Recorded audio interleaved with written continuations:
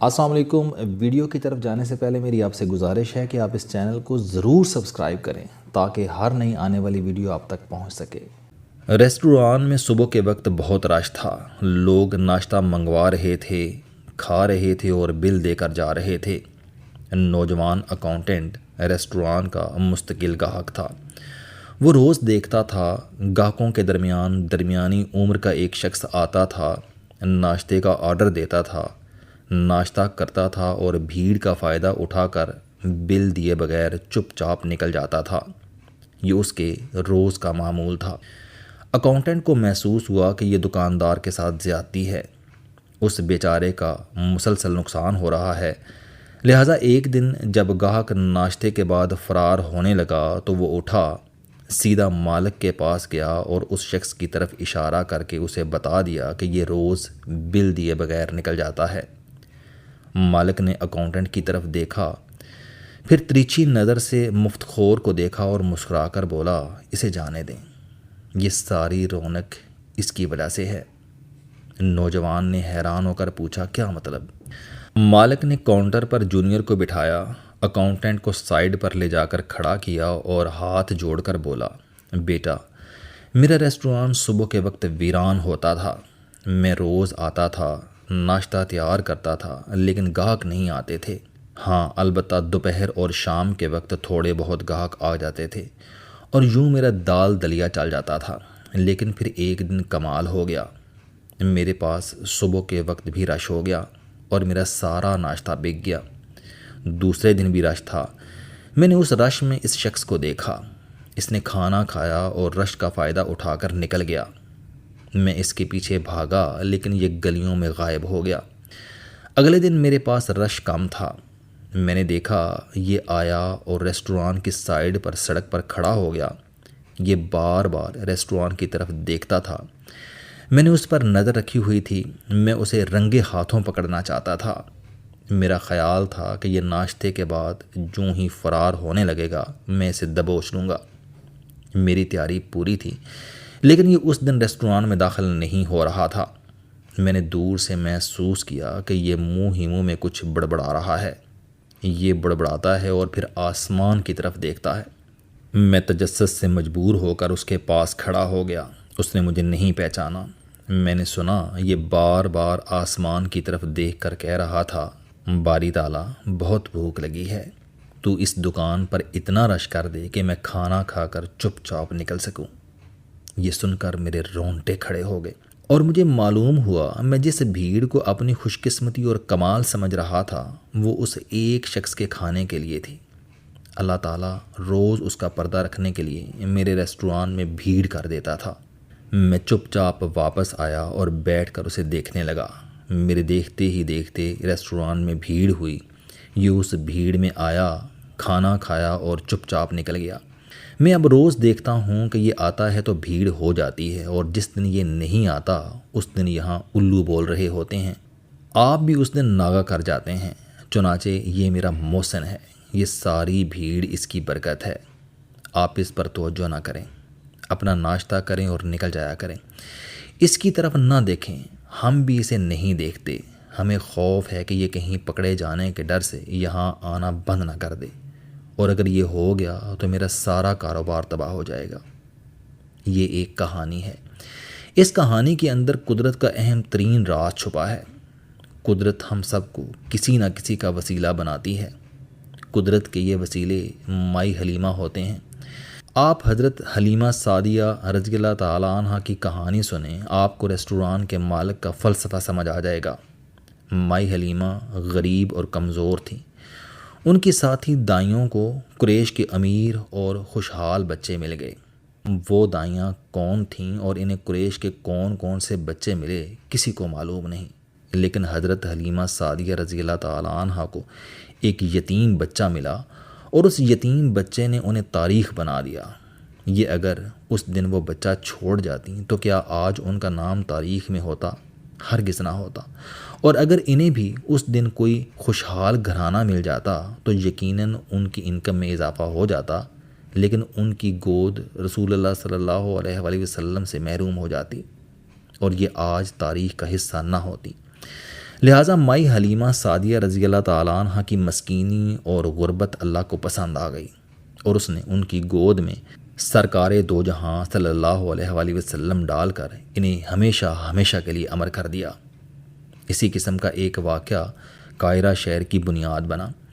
حضرت عمر بن عاص رضی اللہ تعالیٰ عنہ نے 640 عیسوی میں مصر فتح کیا۔ آج جہاں قاہرہ شہر آباد ہے وہاں ان کا خیمہ ہوتا تھا۔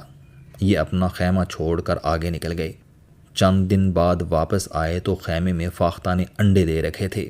حضرت عمر بن عاص رضی اللہ تعالیٰ عنہ نے اپنا خیمہ فاختہ کے لیے چھوڑ دیا اور مدینہ واپس چلے گئے۔ عربی زبان میں خیمے کو فسطاط کہتے ہیں۔ حضرت عمر بن عاص رضی اللہ تعالیٰ عنہ کے خیمے کی وجہ سے یہ علاقہ الفسطاط مشہور ہو گیا اور اس کے گرد آہستہ آہستہ لوگ آباد ہونے لگے۔ بعد ازاں فاطمیوں کے دور میں اس بستی کے گرد قاہرہ شہر آباد ہو گیا۔ الفسطاط آج بھی قاہرہ کے پرانے حصے میں موجود ہے اور اس فاختہ کو یاد کر رہا ہے جس کے 4 انڈوں نے تاریخ کا شاندار ترین شہر آباد کر دیا۔ آپ دیکھ لیں فاختہ کتنا بڑا وسیلہ ثابت ہوئی۔ اگر اس دن حضرت عمر بن عاص رضی اللہ تعالیٰ عنہ فاختہ کو اڑا دیتے اور خیمہ اکھاڑ لیتے تو کیا آج الفسطاط اور پھر قاہرہ ہوتا؟ یہ تاریخ کے بڑے بڑے واقعات ہیں، لیکن اگر ہم اپنی زندگی کو دیکھیں، اس پر غور کریں تو ہمیں اپنی زندگی میں بھی بے شمار ایسے لوگ مل جائیں گے جن کی برکت سے اللہ تعالیٰ نے ہمیں رنگ دیا، جو ہمارے لیے وہ گاہک ثابت ہوئے جن کی وجہ سے ہمارے ریسٹوران میں رونق لگی رہتی ہے۔ میری زندگی میں بھی ایسے بے شمار واقعات ہیں۔ میں لاہور میں طالب علمی کے دور میں ایک دکان کے سامنے بہت رش دیکھتا تھا۔ وہ ایک 3 منزلہ عمارت تھی، نیچے دکان تھی اور اوپر فلیٹ۔ ہم فلیٹ میں رہتے تھے۔ نیچے کریانہ کی دکان تھی اور وہ بہت چلتی تھی۔ دکانیں دائیں بائیں بھی تھیں، لیکن شاہ صاحب کی دکان پر ہمیشہ رش رہتا تھا۔ میں نے ایک دن ان سے وجہ پوچھی تو انہوں نے مسکرا کر جواب دیا، میں اپنے ہر گاہک کو کچھ نہ کچھ کھانے کی چیز دے دیتا ہوں۔ بچوں کو ٹافیاں اور بسکٹ دے دیتا ہوں اور بڑوں کو میوے اور سون حلوے کا ٹکڑا۔ یہ ساری برکت اس کی دین ہے۔ شاہ صاحب کا کہنا تھا کہ میری والدہ کی ہدایت تھی۔ امی جی مرحومہ کہا کرتی تھیں کہ جس دروازے پر لوگوں کا منہ چلتا ہو وہاں اللہ خاص کرم کرتا ہے، اور میں اس کا عملی تجربہ کر رہا ہوں۔ میں مدت بعد دوبارہ اس جگہ گیا تو میں نے دیکھا شاہ صاحب کی دکان کو تالا لگا ہوا ہے اور پورا کمپلیکس اجڑ چکا ہے۔ میں نے لوگوں سے پوچھا تو پتہ چلا شاہ صاحب بیمار ہو گئے تھے، جس کے بعد دکان پر ان کا بیٹا بیٹھنے لگا۔ اس کا خیال تھا کہ والد سیل سے زیادہ لوگوں کو مفت چیزیں کھلا دیتے ہیں۔ اس نے یہ سلسلہ بند کر دیا اور یوں دکان اجڑ گئی۔ میری صحافت کے ابتدائی دنوں میں ہم چائے کے ایک چھوٹے سے کھوکے سے چائے پیتے تھے۔ اس کا مالک بہت اچھا تھا۔ ہم اس سے ہاف سیٹ چائے لیتے تھے۔ یہ چائے بظاہر 2 لوگوں کے لیے ہوتی تھی، لیکن اس سے 4 کپ نکل آتے تھے۔ ہم 2 بندے یہ چائے 2 بار پیتے تھے۔ ہم بعض اوقات دوسری مرتبہ بھی مانگ لیتے تھے اور وہ ماتھے پر شکن لائے بغیر ہمیں چائے دے دیتا تھا اور بل صرف ہاف سیٹ کا لیتا تھا۔ میں زندگی میں کھسک کر کہیں سے کہیں چلا گیا۔ چند برس قبل اپنے ماضی کی کھوج میں واپس گیا تو پتہ چلا چائے کا وہ کھوکھا پورا کمپلیکس بن چکا ہے۔ اس کا مالک بزرگ ہو گیا ہے، صرف آتا اور جاتا ہے، باقی سارا کام اس کے بچے کرتے ہیں۔ وہ جس عمارت کے کونے میں کھوکھا لگاتا تھا وہ اس نے خرید لی ہے اور کھوکھے میں اب لمبا چوڑا ریسٹوران چل رہا ہے۔ یہ لوگ کیٹرنگ کی کمپنی بھی چلاتے ہیں۔ میں نے دیکھا کہ یہ لوگ آج بھی اسی وسعت قلبی سے لوگوں کی خدمت کر رہے ہیں۔ میں اسی طرح پاکستان کے ایک کھرب پتی کو جانتا ہوں۔ یہ ان پڑھ ہے اور معاشرے کے انتہائی پسے ہوئے طبقے سے نکلا ہوا ہے۔ میں نے اس سے کامیابی کا گر پوچھا تو اس نے ہنس کر جواب دیا، اللہ تعالیٰ کی ونڈ۔ مجھے اس کی بات سمجھ نہیں آئی۔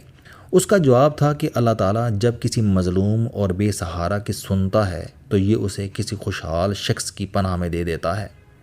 وہ شخص اگر اسے اللہ کا مہمان یا نمائندہ سمجھ کر سنبھال لے تو اللہ تعالیٰ جواب میں اسے بہت نوازتا ہے، اور اگر وہ اسے دھتکار دے تو اللہ اپنے مہمان کو کسی دوسرے شخص کے پاس بھجوا کر اپنے فضل کے دروازے اس پر بند کر دیتا ہے۔ میرے پاس آج تک اللہ نے جو بھی بندہ بھجوایا میں نے اسے مایوس واپس نہیں جانے دیا، لہٰذا میرے ارد گرد اللہ کے کرم کے ڈھیر لگے رہتے ہیں۔ یہ رکے اور پھر بولے، آپ کے اوپر اللہ کا جتنا بھی فضل ہوتا ہے یہ کسی نہ کسی شخص کی دین ہوتا ہے۔ وہ شخص کون ہے ہم نہیں جانتے۔ وہ آپ کا ڈرائیور ہو سکتا ہے، آپ کا چوکیدار اور آپ کا مہمان ہو سکتا ہے، یا وہ کوئی بیوہ عورت یا یتیم بچہ ہو سکتا ہے، یا پھر زمانے کا ٹھکرایا ہوا کوئی مظلوم شخص۔ اللہ تعالیٰ آپ کو اپنا سمجھ کر اسے آپ کے پاس بھجواتا ہے۔ اگر آپ نے یہ ذمہ داری قبول کر لی تو آپ کے گرد رونق کے ڈھیر لگ جائیں گے، اور اگر آپ نے انکار کر دیا تو وہ شخص آپ کی ساری رونقیں لے کر کسی دوسرے کے دروازے پر چلا جائے گا۔ آپ اس کے بعد پوری زندگی اللہ کے فضل کا انتظار کرتے رہ جائیں گے۔ السلام علیکم، آپ سٹوڈنٹ ہیں، کوئی جاب کرتے ہیں، کاروبار کرتے ہیں، یا پھر آپ گھریلو زندگی گزار رہے ہیں۔ اگر آپ اپنی زندگی کو بدلنا چاہتے ہیں تو اس چینل علم دوستی پر آپ زندگی میں کامیابی کے لیے جاوید چوہدری صاحب کے موٹیویشنل، سوشل، سیلف ڈسکوری سے ریلیٹڈ اور صحت سے متعلق بے شمار کالم سن سکتے ہیں۔ میرا دعویٰ ہے کہ یہ چینل آپ کی زندگی بدل دے گا۔ اس چینل کا مقصد اچھی باتیں معاشرے میں پھیلانا ہے، اور اچھی بات کو دوسروں تک پہنچانا صدقہ جاریہ ہے۔